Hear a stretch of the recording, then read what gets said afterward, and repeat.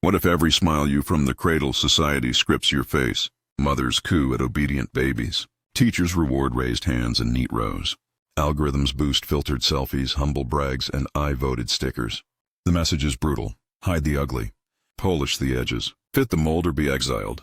By adolescence, most wear the persona, Jung's term for the social costume, like second skin. It's the LinkedIn flex, the I'm blessed caption over a panic attack, the team player who stabs backs in private. Clever people smell the decay. They watch the loudest kindness advocate rage text at 2 a.m. They clock the influencer preaching body positivity while purging dinner. They feel the suffocation of small talk that skims surfaces like oil on water. This isn't paranoia. It's hyperclarity. Where others see harmony, they see stitched-together lies. Jung was merciless. The persona feigns individuality, making one believe he is the role he plays. He treated tycoons who owned islands yet woke choking on dread. Why, the mask is a leech. Every repressed truth, envy of a sibling, lust for the intern, rage at a parent, gets stuffed into the unconscious. The shinier the exterior, the fatter the shadow beneath. The revolt starts small. A woman admits jealousy to her best friend and braces for abandonment. The friend stays. Oxygen rushes in. A man confesses failure in a boardroom that expects wins. Silence, then respect. These micro-unmaskings reveal a law society buries. Honesty is lighter than performance. Clever individuals escalate. They skip networking mixers to read alone. They correct public lies at personal cost. They tell parents, I'm not your success story. Family dinners implode. Good. The persona was a gilded cage. Jung himself ditched a cushy Zurich professorship to chase myths and dreams. Colleagues sneered, mystic. History crowned him pioneer. The price is exile. Friends ghost when you stop mirroring their delusions. Online mobs cancel nuance, but the reward is an unbreakable spine. While conformists shapeshift per audience, the unmasked carry a psych-stable nucleus. They know who they are at noon and 3 a.m., a continuity most chase via therapy for decades. Jung's patient dreamed of a solar disk he mistook for God. Therapy unveiled it as his own suppressed fire, caged by a persona of timid scholarship.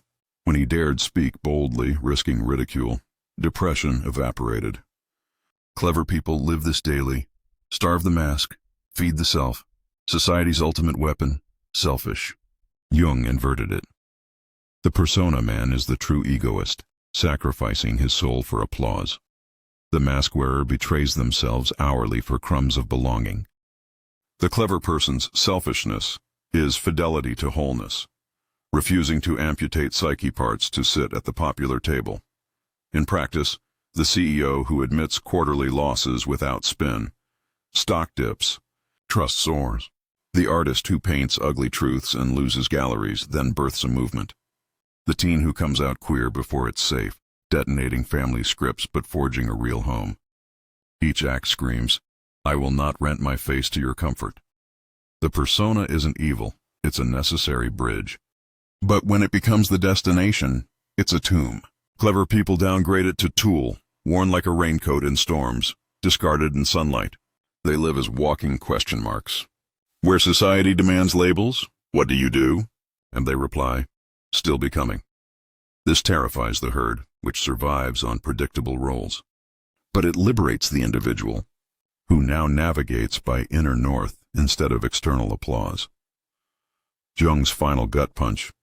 People will do anything, no matter how absurd, to avoid facing their own souls. Clever people choose the absurd, harder path, unmasking in public, because they've glimpsed the alternative. A life so polished it reflects nothing real. They'd rather be monsters with depth than angels with none. Picture a locked cellar in your psyche.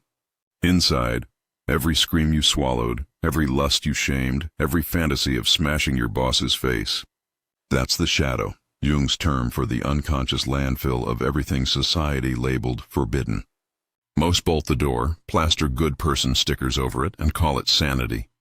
Clever people pick the lock, descend, and shake hands with the beast. Jung didn't see the shadow as Satan. He saw it as exiled life force. The shadow is 90% pure gold, he wrote. Aggression becomes assertiveness. Envy becomes ambition. Lust becomes creativity. But integration isn't a kumbaya circle. It's caught psychological cage fighting. You sit across from your worst traits and declare, "You're mine. I own you." Most sprint upstairs. Clever people stay for the negotiation. The portal is dreams, the shadow's mother tongue. A mild-mannered accountant dreams of strangling his boss. A nun dreams of orgies. Patience recoiled. "That's not me." Jung. It's the part you've starved. Clever individuals journal these nightmares, not to banish them, but to mine them. The accountant realizes his murder is rage at being undervalued. He demands a raise. The nun's erotic dream reveals suppressed artistry. She paints nudes that sell out. The shadow fed becomes alias society panics. A woman admits jealousy of her friend's promotion and is branded toxic.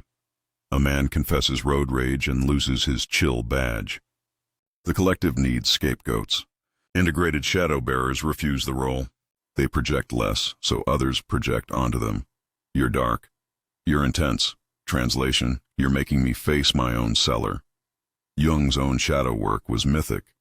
He built a stone tower by hand, painted mandalas during psychotic breaks, recorded visions of blood-drenched gods. Colleagues called it madness. He called it data. From this crucible emerged archetypes, universal patterns proving the shadow isn't personal glitch but collective firmware. Society tried to delete the integration roadmap. A tech founder dreamed of drowning colleagues. Therapy unveiled terror of his own ambition. He'd been playing nice startup guy. He integrated by firing underperformers with empathy and 3x'd revenue. The shadow's ruthlessness, once owned, became a strategic precision. Risks are real. Integration without ego strength breeds inflation. The spiritual coach who justifies affairs as shadow work. Jung warned, the shadow is a tight passage, a narrow door. Clever people navigate with humility, therapy, rituals, accountability. They know the shadow isn't a pet. It's a wild tiger that respects only mastery. The payoff? Unbreakable anti-fragility. While others shatter when their persona cracks, scandals, midlife crises, shadow-integrated individuals have internal shock absorbers. They've already met their worst self in the dark. Public shame is just daylight. Nietzsche's stare into the abyss becomes Jung's dance with it. Society's final trick, pathologizing depth. Therapy culture now sells shadow work as a spa day, journal prompts and cacao ceremonies. Clever people laugh. True integration is blood sport. It's confessing the affair before you're caught. It's apologizing to the kid you bullied in 1998. It's living the apology. The shadow demands embodiment, not Instagram quotes. Jung's patient, the rainmaker, dreamed of a drought-ending storm. He realized his emotional repression was the drought. He wept in session, first time in 40 years. Days later, literal rain fell. Coincidence? Maybe. But the psyche doesn't distinguish. Inner weather becomes outer weather.